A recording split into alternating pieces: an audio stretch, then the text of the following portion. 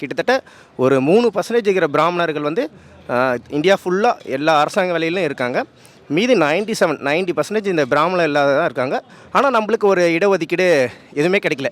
எந்த ஒரு அரசாங்க வேலையிலும் நம்ம போகலை. அதனால் அந்த ஒரு கான்செப்டில் கொண்டு வந்து தான் இந்த இடஒதுக்கீடு. இது நல்ல ஒரு கான்செப்ட் தான், ஓகேவா? இது கொண்டு வந்ததுனால தான் இன்றைக்கி எல்லா போஸ்டிங்லேயும் சரி தான்.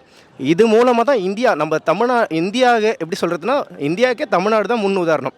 அந்த பிபி மண்டல் கமிஷன் போட்டு கொண்டு வந்ததே நம்ம சமூக நீதி பிறப்பிடமே நம்ம தமிழ்நாடு தான். இது மக்கள் கம்பல்சரி எனக்கு வேணும். ஏன்னா சமூக நீதி இருக்கிறதுனால தான்.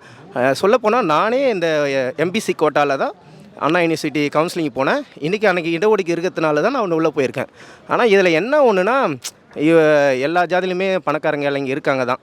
எம்பிசிலையும் பணக்காரங்க இளைஞ இருக்காங்க, ஷெட்யூல் கேஸ்ட்லேயும் பணக்காரங்க இருக்காங்க. ஆனால் இந்த எப்படி சொல்கிறது, அப்பா கவர்மெண்ட் ஜாப்பில் இருப்பார், பையனை கவர்மெண்ட் ஜாப் போவான், அவனுடைய பையனை கவர்மெண்ட் ஜாப் போவான்.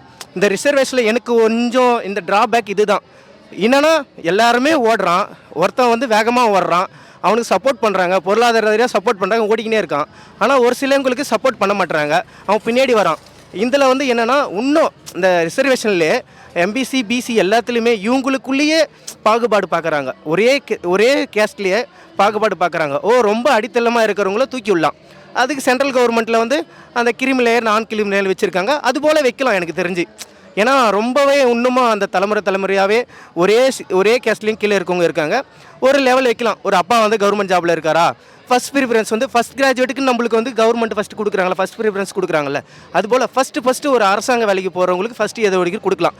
ஆல்ரெடி அப்பா இருக்கிறவங்க, தாத்தா இருக்கிறவங்க, அவங்க பேக்ரவுண்டுங்களை விட்டுட்டு மற்றவங்களுக்கு ஃபஸ்ட்டு தலைமுறை போடுறாங்கல்ல கவர்மெண்ட் ஜாபுக்கு, அவங்களுக்கு கொடுக்கலாம். மற்றபடி இந்த ரிசர்வேஷன் சிஸ்டம் கம்பல்சரி வேணும்.